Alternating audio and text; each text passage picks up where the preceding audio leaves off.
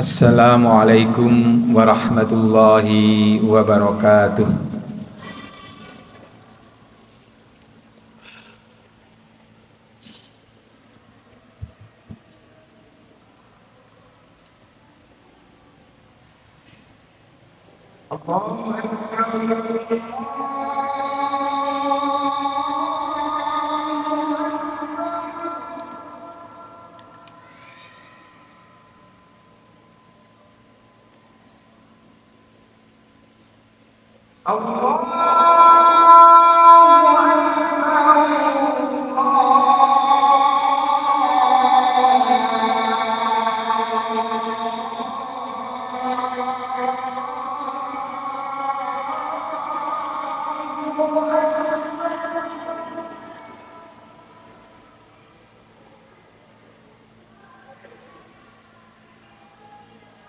أشهد أن لا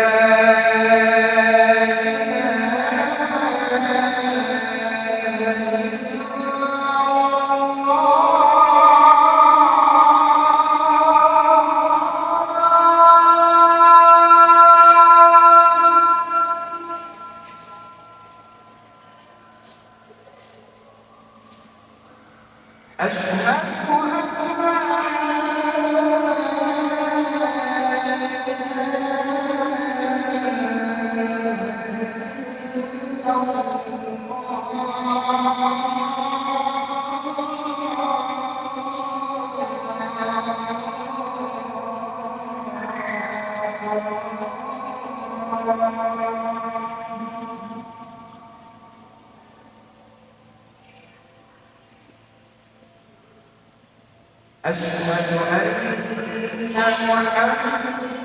محمدًا رسول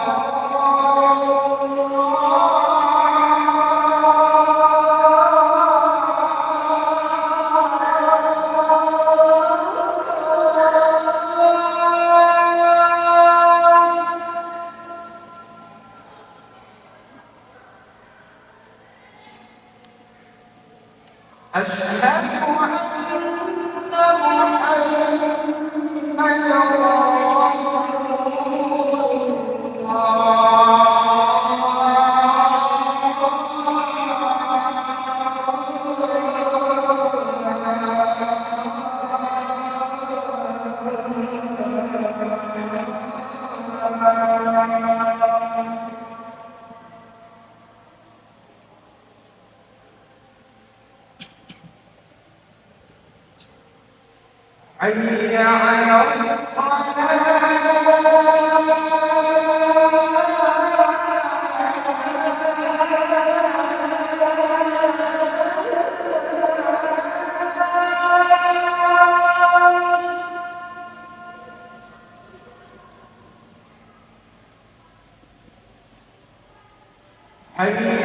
رسول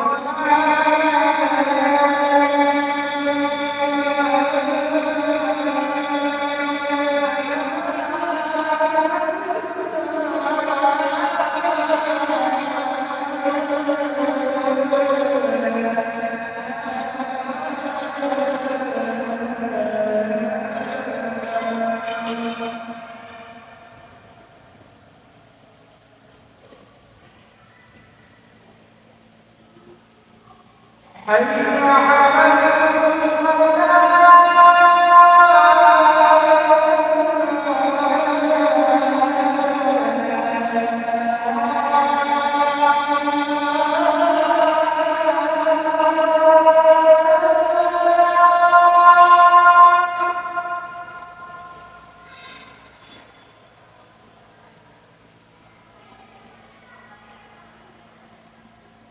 على حي على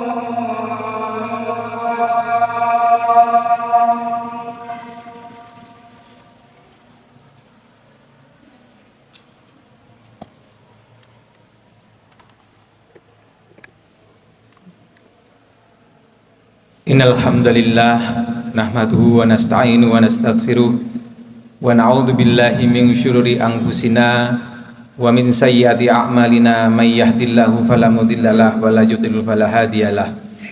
Allahumma shalli wa sallim wa barik ala Muhammadin wa ala alihi wa sahbihi ajmain.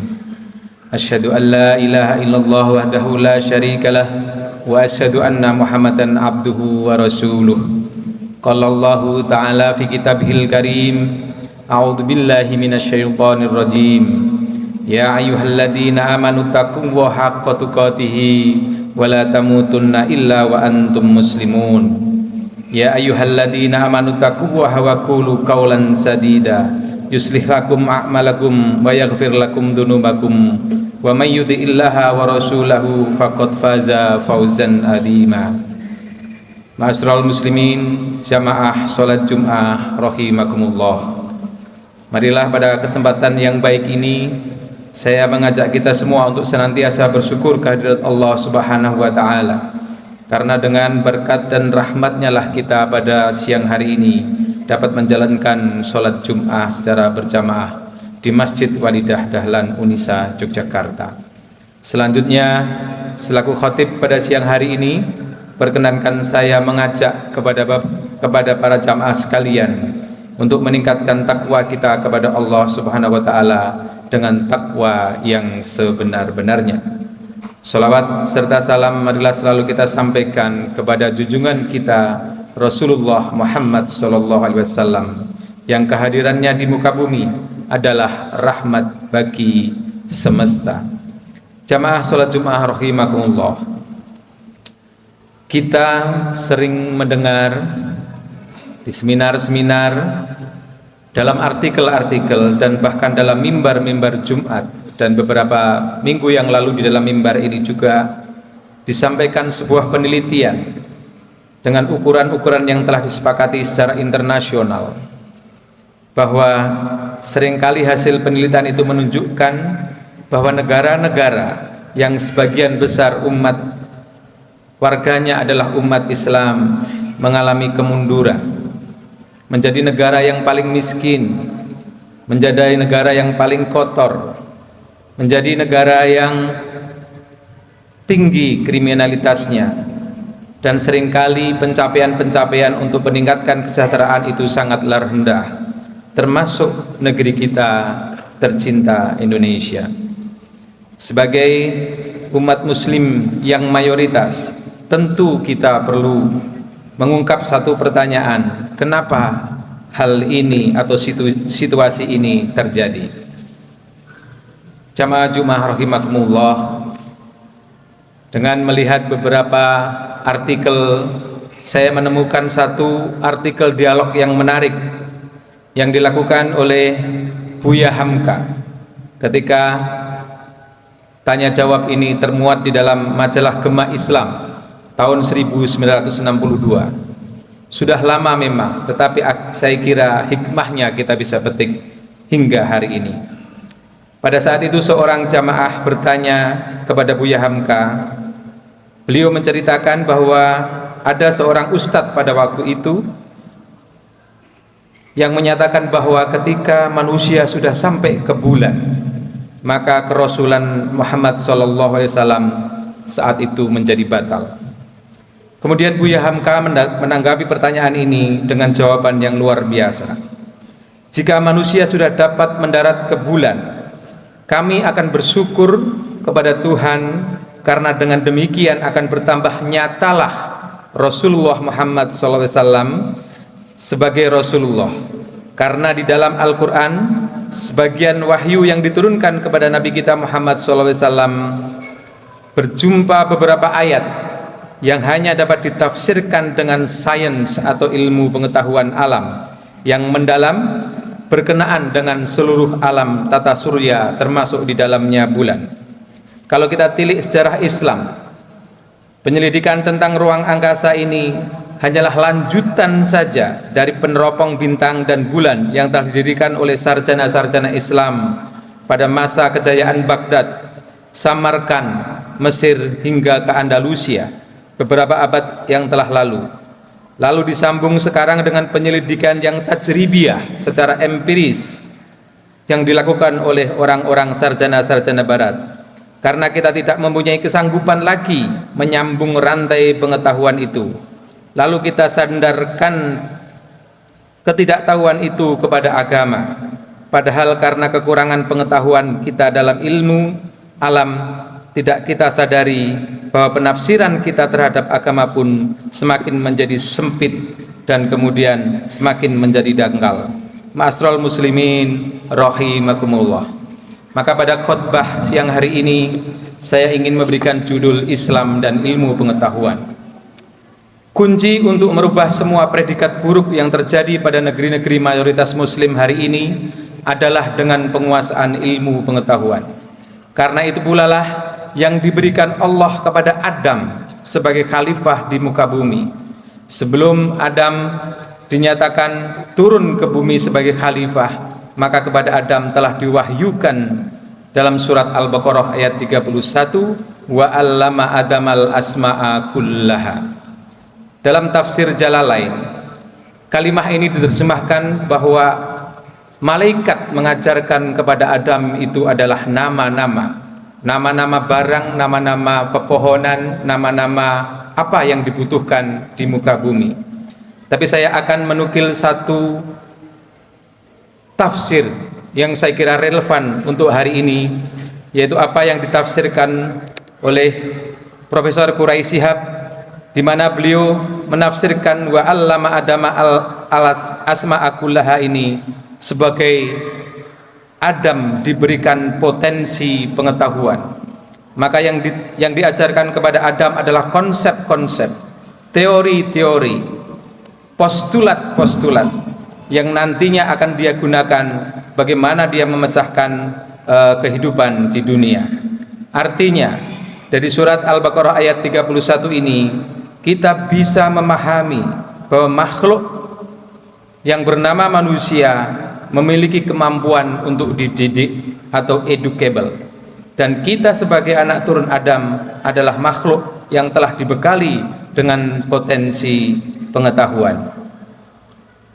Ma'asyiral muslimin rahimakumullah. Sejarah mencatat bahwa negeri-negeri Islam pernah mencatat kegemilangan sebagai negara ataupun bangsa yang sangat maju. Dan kalau kita pelajari, saat kejayaan itu terjadi juga dibarengi dengan munculnya para ilmuwan-ilmuwan Islam dalam berbagai bidang. Tidak saja dalam bidang agama, tafaqahu fid din, akan tetapi juga dalam bidang sains dan ilmu-ilmu sosial. Pada saat yang sama, kita juga bisa melihat bahwa kejayaan negeri-negeri Islam itu runtuh ketika mereka meninggalkan atau bahwa membunuh para ulama, memusnahkan buku-buku, dan lebih condong pada harta dan kekuasaan. Ma'asyiral muslimin rahimakumullah.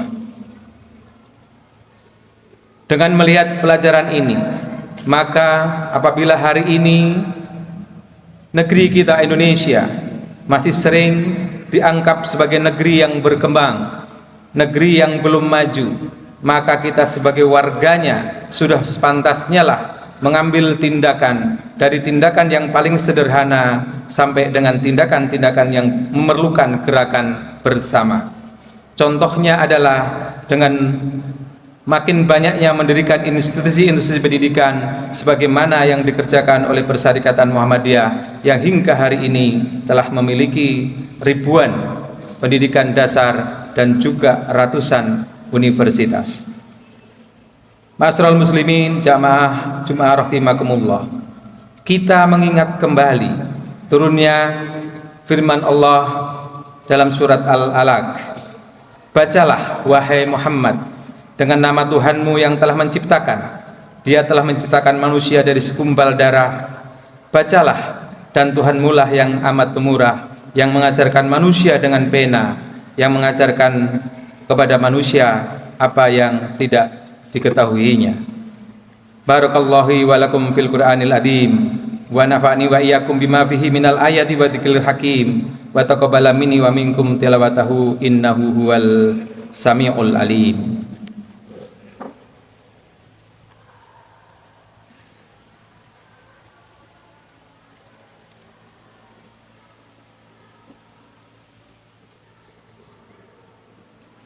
Alhamdulillahilladzi arsala rasulahu bil huda wa dinil haqq liyudhhirahu 'alad dini kullihi wa kafa billahi syahida. Asyhadu an la ilaha illallah wa asyhadu anna Muhammadan abduhu wa rasuluh. Allahumma sholli ala Muhammadin wa ala alihi wa sahbihi ajmain. Amma ba'd. Ma'asyiral muslimin rahimakumullah. Yusuf Qaradawi, ulama kontemporer yang kita kenal hingga hari ini, mencatat bahwa kata ilmu di dalam berbagai derivatnya di dalam Al-Quran tercatat sebanyak 800 kali. Demikian juga di dalam hadis Rasulullah SAW, misalnya yang tercatat di dalam Bukhari Muslim, kata ilmu itu tertulis hingga 104 kali. Fakta ini mengisyaratkan bahwa Islam adalah agama yang sangat menganjurkan umatnya menguasai ilmu pengetahuan. Maka sesungguhnya sangat ironis jika hari ini sebagian besar umat Islam justru mengalami keterbelakangan. Lalu bagaimana kita harus menyikapi hal ini? Al-Quran mengingatkan kepada kita bahwa salah satu cara meningkatkan ilmu pengetahuan itu adalah membentuk satu milieu, membantu satu lingkungan di mana keluarga kita, masyarakat kita akan lebih mudah mengakses ilmu pengetahuan. Melalui khutbah ini, saya ingin menyampaikan beberapa fakta yang tidak jemu-jemu saya sampaikan, termasuk juga dalam kelas-kelas kepada para mahasiswa. Kita lihat juga data penelitian hari ini bahwa anak-anak kita dibanding dengan anak-anak di negara maju, anak-anak kita rata-rata menghabiskan waktu 300 menit per hari untuk menonton televisi, sekitar 5 jam per hari. Sementara anak-anak di negara maju hanya 60 menit. Anak-anak di negara maju rata-rata membaca buku 12 buku per tahun. Tapi di negara kita rata-rata anak-anak hanya membaca buku 0 sampai 1 per tahun. Pada saat yang sama, pengguna Instagram Indonesia menempati terbesar 4 di dunia. Kemudian penggunaan Facebook Indonesia adalah terbesar di dunia. Penggunaan TikTok Indonesia terbesar kedua di seluruh dunia. Dan kita pahami betul, kita mengerti betul bahwa ilmu pengetahuan tidak bisa kita dapatkan dengan tuntas apabila kita hanya mengakses media sosial ini. Fakta ini menunjukkan bahwa generasi muda kita, anak-anak kita lebih sering menonton daripada membaca. Kita bisa melihat bagaimana tahun 2045 saat bonus demografi di dalam pembangunan Indonesia akan terjadi, menjadi titik kemuliaan apabila fakta ini tidak bisa kita rubah bersama-sama. Oleh karena itu, dengan semangat Iqra, saya terakhir mengajak kepada jamaah sekalian, mari apabila kita memberi buah tangan kepada anak-anak kita, membelikan buku, membelikan tafsir 12 jilid, memberikan buku-buku yang bermacam-macam, itu saya kira sudah harus menjadi kebiasaan. Kita tentu dengan mudah membelikan motor, membelikan handphone, tapi akan sangat berat jika membelikan buku pelajaran yang harganya cuma 250.000. Hal ini adalah mindset di dalam kita untuk segera kita rubah. Karena hanya dengan meningkatkan literasi, karena kitab suci kita juga menganjurkan kita untuk Iqra, maka sebagai umat Islam sudah selayaknya apabila hari-hari kita habiskan lebih banyak untuk membaca. Bagi mahasiswa saya kira penting sekali pertanyaan mendasar, seberapa lama Anda berkunjung ke perpustakaan selama 4 tahun di universitas? Maka jawabannya mungkin kita akan mendapatkan jawaban yang tidak terduga. Oleh karena itu, literasi yang masih rendah ini harus segera kita atasi agar kita bisa landing, take off maksud saya, menjadi negara yang maju dengan umat Islam sebagai umat terbesar yang ada di Indonesia. Innallaha wa malaikatahu yusholluna 'alan nabi ya ayyuhalladzina amanu sallu alaihi wa sallimu taslima. Allahumma ighfir lil muslimina wal muslimat wal mu'minina wal mu'minat al ahya'i minhum amwat. Allahumma inna nas'aluka salamatan fid din wa afiyatan fil jasadin wa ziyadatan fil ilmi wa barakatan fil rizqi wa taubatan qabdal maut wa rahmatan indal maut wa maghfiratan ba'dal maut. Allahumma hawin alaina fi sakaratil maut wa najatan minan nar wal afaidal hisab. Rabbana la tuzigh qulubana ba'da idh hadaitana wa hab lana min ladunka rahmah innaka antal wahhab. Allahumma arinal haqqo haqqo warzuqna ittiba'ah wa arinal batila batila warzuqna ijtinabah. Rabbana dhalamna anfusana wa ilang taghfir lana wa tarhamna lanakunanna minal khasirin. La ilaha illa anta subhanaka inni kuntum minadh dhalimin. Rabbana atina fid dunya hasanah wa fil akhirati hasanah wa qina adzabannar walhamdulillahi rabbil alamin.